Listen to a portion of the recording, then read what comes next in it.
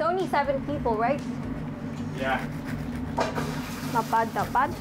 What I love about being a chef is turning something simple into something creative and then serving it to people and hearing that they enjoy it. It's very fulfilling for me.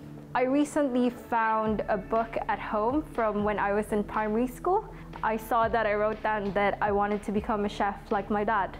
So my whole family is in the food industry. After studying culinary arts in DIT, and we did an internship for every year, I knew on the first day that I wanted to stay.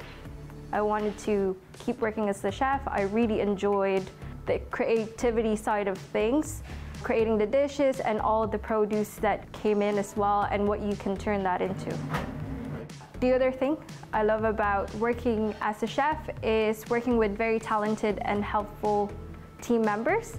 You're not on your own. Even if you don't have any experience, but you have the passion and just determination to work, there shouldn't be a problem for you becoming a chef. Like, there's always a better way of doing things. You'll always learn something new. It's just this great sense of almost like a family, and everyone's there to support you.